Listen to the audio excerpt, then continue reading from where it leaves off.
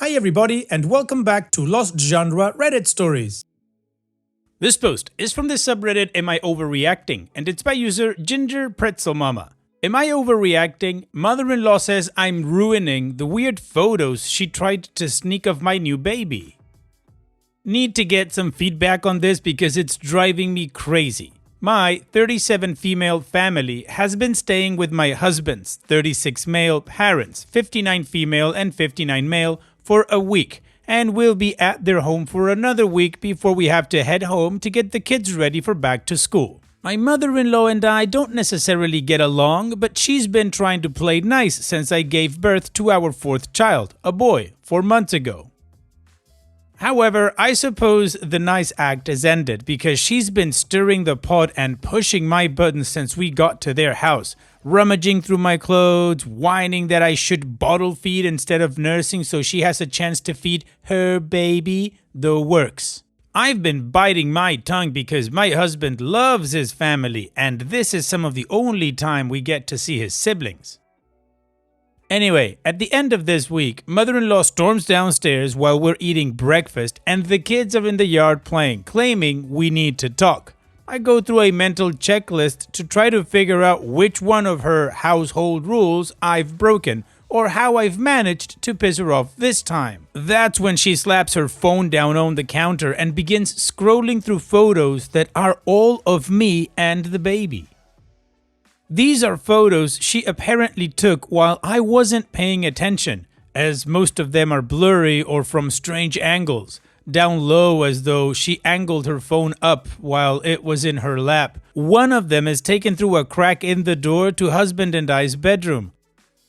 I ask mother-in-law what her problem is and why she's been taking photos of me and the baby like a lunatic, instead of just asking for my help with taking photos I'd approve of. I don't want my infant son's face plastered all over her social media. I cover it with emojis on my Facebook pictures. She complains that she doesn't want to put those stupid pictures all over his face.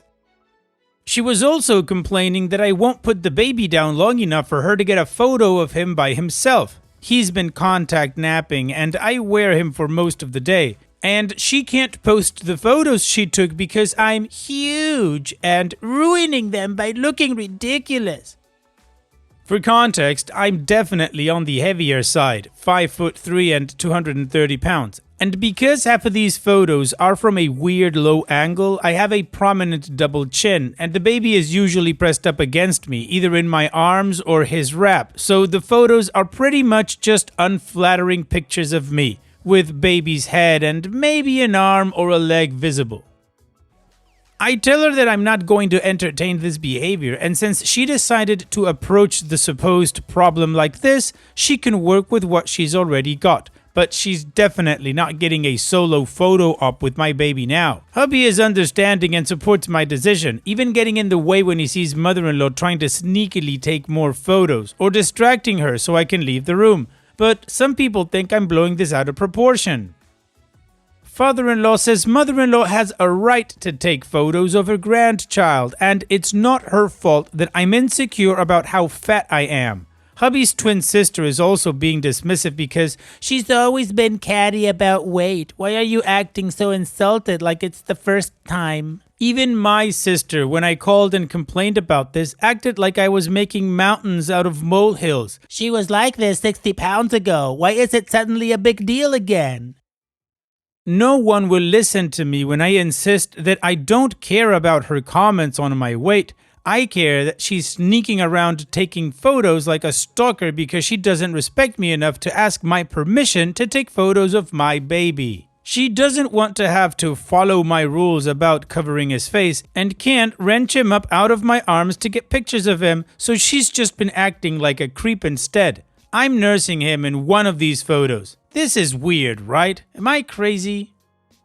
Well, no, OP, you're neither the a-hole nor are you crazy. Your mother-in-law took secret photos, including while you were nursing and through a cracked bedroom door. That's just being incredibly creepy, as you've said. In my opinion, this whole thing is about consent and respect. She wants to post your baby without following your rules, so she decided she would just be a creep and take these secret pictures of you, and your father-in-law saying she has a right to this? No, she does not. So for any of those people minimizing this, your father-in-law, your sister-in-law, and even your sister, they're all enabling her. So don't worry about them, OP. You drew a clear line and enforced it. You set a boundary. You're not ruining any pictures, you're just protecting your child's privacy and your dignity. And what do you guys think? Let me know in the comment section, and now let's check out the community comments.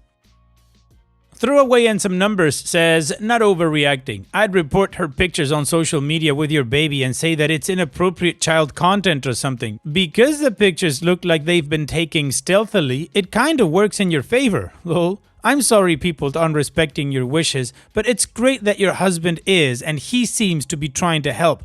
Also, side note, you're allowed to be annoyed at somebody body shaming you and ask them to stop. I hate how older generations think they are allowed a pass for things like this, racism, sexism, etc. And Opie responds, I didn't even think about reporting her photos. If they manage to pop up on her Facebook, I'll definitely do that to get them taken down. I've told her to mind her business about my body, especially in front of my children, but she's nosy and can't help but make comments. So long as they're just to me or to my husband in private, I can at least let them roll off. She's been somewhat better about keeping her mouth shut while the older kids are around.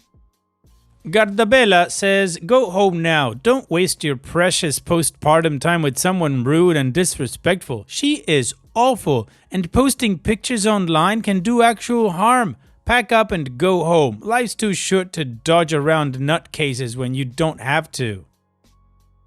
And Opie responds, my husband will be back in a few hours, and I plan on asking him to take me home. I'm reading comments while I finish repacking my suitcase. We're only a 3-hour drive away. I honestly don't know why I didn't consider leaving before. Hot Atmosphere 8813 says, don't stay there. Don't let your husband take the kids there. Why are you putting yourself through this? Your kids are learning that behaving like this is okay, that calling their mother fat is okay, that ignoring someone's boundaries is okay. I'm no longer in contact with my mother due to similar behavior. You really shouldn't be in contact with his. And Opie responds, husband's siblings live far away, and these occasional visits to mother-in-law and father-in-law's place are some of the only times he gets to see them. So I put up with it to give him his family time. The kids don't really know what's going on. They were playing outside when this happened, though I'm sure my oldest two can tell something's off. Husband and I are discussing that he might be going to the next visit solo. Additional information from Opie's comments. Husband has told her to knock it off, and she doesn't listen to him either. I feel lucky to be married to a man with a spine and not an eager to please mama's boy, but watching her bulldoze him when he tries to put his foot down irks me. I'm planning on skipping out on the rest of this lovely vacation and taking the baby with me. We already spend way more time with my family than his, but that ratio might be tipping even further in my folks' favor now. Opie's edit. Thank you guys for proof that I'm not crazy. I honestly didn't even think about going home early. I was fully prepared to just grit my teeth for the rest of this visit because we only took one car on the drive up here because it had enough space to fit all of us, and he and the kids will probably want to stay. Him for his siblings and the kids because mother and father-in-law have a bigger pool than ours at home. In any case, I can't just drive back myself with the baby. If I ever do agree to come on one of these trips again, I'll definitely be traveling separately in my car, or we're staying in a hotel so I can at least escape the crazy. I'm packing my and my son's things, and when husband gets back from fishing with his dad and his brother, I'm asking him if he can drive me and the baby back home. I'll be able to have peace of mind and have the house to myself for a few days so I can get things in order before the kids have to go back to school. 2. Update. Husband is back. They're home from fishing early because brother-in-law lost his pole and they forgot to bring any spares. He and I have been texting since he left early this morning, and he's taking the baby and I home, and we're planning on having a conversation about what time spent with his folks will look like going forward on the drive back. Thank you all for the advice, giving me the gumption to leave early and keeping my company with your comments while I packed my stuff. While the community agrees that OP is definitely not overreacting, the mother-in-law is a complete a-hole and that OP should get out of there, which is something OP didn't think of and now she's doing it. So let's move on to the update to see how this story ends. I wasn't going to update because I got home with the baby and settled in and thought nothing of it. Just communicated with my husband and my 14-year-old through texts and phone calls while they were gone. But problems started to follow pretty soon after. After my husband returned to his parents' house without the baby and I, his mother huffed and started grumbling about how dramatic I am, how possessive I am of her baby, how I was ruining this trip for everyone. Sister-in-law began winding her up, talking about how I didn't want anyone else to build a relationship with the baby. Husband told them both to mind their business and get a grip, mentioning to mother-in-law that he needed to have a serious talk with her once the kids left with brother-in-law for lunch. Mother-in-law rolled her eyes and walked off. They have a talk and husband insists to mother-in-law and father-in-law that they can't expect me to roll over and let them stomp all over my limits just because they want access to our baby. That we are the final say in what happens with our children, and if they can't get on board with that, they can forget about seeing them, especially not supervised. He told mother-in-law that her sneaking around, acting like my word meant nothing, was childish and proved that she wasn't trustworthy, and he told both of them to keep their opinions about my weight to themselves. This starts what my husband told me later was a practically 2 to 3 hour argument that only stopped because brother-in-law came back with the kids and husband refused to discuss this in front of them. Mother-in-law pulling out crocodile tears and asking why he won't defend her, insisting that I'm trying to ruin their relationship. Husband has never been close with his mother, and that she just wants to show off her baby to her friends and the extended family. Husband responds that if she really wanted to take pictures of the baby, all she had to do was ask for help so he or I could cover the baby's face. Mother-in-law and father-in-law argue that they shouldn't have to ask permission. They're grown adults and can do as they please in their own house. Husband reminds them that it is our baby, not theirs, and since they felt so strongly, that is why I removed myself from the situation, and if they wanted to see my baby, they could do it at our house, where they'll have to follow our rules. This went back and forth, with mother-in-law eventually shouting and stomping her feet until brother-in-law returned. For the rest of the day, mother-in-law was grumbling under her breath and practically ignoring our older children, even as my 5-year-old was clamoring for her attention. Husband paid her no mind and spent the evening playing board games with the kids and brother-in-law, while sister-in-law and his mother sulked in the kitchen. Fast forward to last night. Husband was having a couple of beers with his brother, while mother-in-law and sister-in-law have wine in the kitchen. Father-in-law had gone to bed early and the kids were asleep. Husband hears mother-in-law and sister-in-law giggling to each other, and while casually checking his phone, he sees that mother-in-law has posted all of the photos she took of me on her Facebook page. She put the caption, "OP won't let me see my grandson, so you'll have to excuse her hogging the frame." In the comments of her post, she was chatting with her sisters about me, derogatory comments on my hair, I'm a natural redhead, shaming me for my selfishness, and obviously comments on my body. Husband flips his crap, demanding that mother-in-law take the photos down or he'd take her phone from her and do it himself. Apparently there were more photos than even the ones we saw at first, and in several of them my top is fully open, nursing, bra unclipped. Mother-in-law is unaware husband is serious and tries teasing him that she thought he wasn't ashamed of being married to a fat woman. Husband rushes into the kitchen and snatches mother-in-law's phone out of her hands after a brief scuffle, deleting the photos from mother-in-law's Facebook and then taking them off of her phone altogether, before throwing her phone down on the counter and telling her that he was leaving first thing in the morning.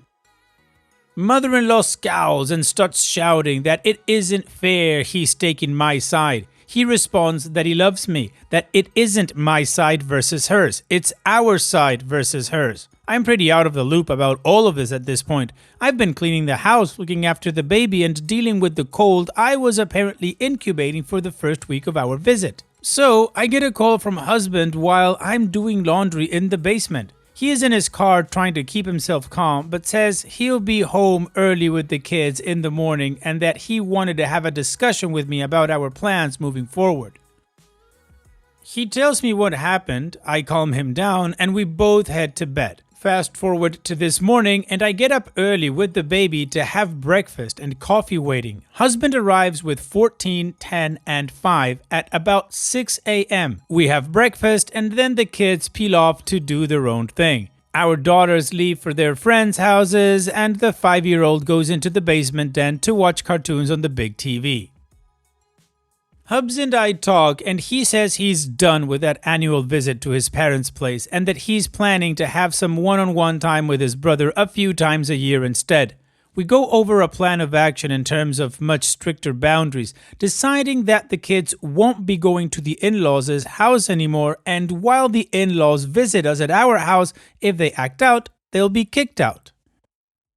Mother-in-law has been blowing up his phone since he left, but he's ignoring her for the time being and helping me with cleaning. He also sheepishly admitted that as disrespectful and frustrating as mother-in-law's creepy photos were, they'd given him a new appreciation for my round face. I picked a winner, y'all. Truly.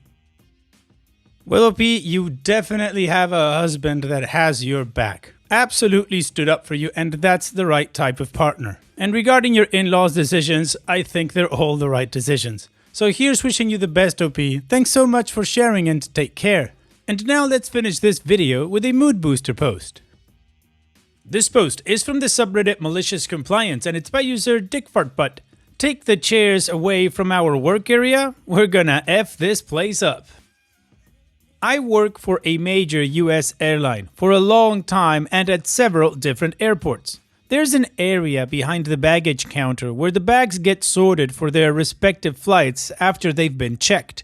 We're on our feet most of the time, but we each have chairs at our workstations so we can sit and rest for a minute when there's a lull in bags coming down. Every few years, there'll be a hot crap new manager who's gonna turn this airport around and make it the best performing one in the system, and they all seem to have the same idea. Take away the chairs so the agents are always standing at the belt. Now, the agents in this area are generally on the senior side as it's indoors and out of the elements. We've done the job for a while, we know how to do the job efficiently, and we really do our best to avoid F-ups. But as long as human error is a factor, there will always be some. Taking our chairs does nothing but pisses us off. Their BS excuse usually is framing it as a safety issue, a tripping hazard. But that's where we start. Smaller or oddly shaped bags get set down in a plastic tube so they don't jam the belt. Maybe you've seen them. We take them off the belt and stack them up on the ground for someone to come by and collect. Not anymore. We let them pile up on the belt, making it a giant pain in the ass for the poor bastard collecting them. They're bitching constantly to the manager. We say, "Sorry boss, they're a tripping hazard on the ground." Next, we start following the rules. Our employee handbook lays out very clearly what the company's expectations for us in our job duties are. We're only expected to pull one bag per minute and take bags out no later than 20 minutes before the flight departs. Maybe you've guessed already, but those expectations are nowhere near good enough to actually complete these tasks. So, by the company's own rules, we were already going well beyond what was expected of us. But we start giving them the bare minimum, one bag per minute, 20 minutes prior. The manager was pissed. He and the supervisors were throwing bags, and us being unionized, we documented and grieved every single time it happened. And the company, a few days later, had to pay out several thousands to agents for covered work. Delays across the board. 1,500 bags missed that day. The next morning, the chairs were back in their spots and we continued as normal, and afterwards, no one would give that manager the time of day. A lot of passengers got effed over that day, but we were working exactly to the rules our company had given us, so you can blame the airline and not the agents. The handbook was changed after a while, but only extending it to 35 minutes prior instead of 20. It's still 1 bag per minute, last I looked. I was lucky enough to be a part of 3 of these events over the last years, but this was the most satisfying. Well, that manager went about it the wrong way, but at least he tried, he failed, hopefully he took the lesson. Thanks so much for sharing, OP. Take care. And that's it for today's video. Thank you so much for taking the time to watch it. Now, if you've gotten to this point in the video, I assume that you like these stories that I'm reading out, so here are a couple more that you might enjoy. And if you don't have any time to watch another story right now, save it for later, and also, don't forget to hit that subscribe button.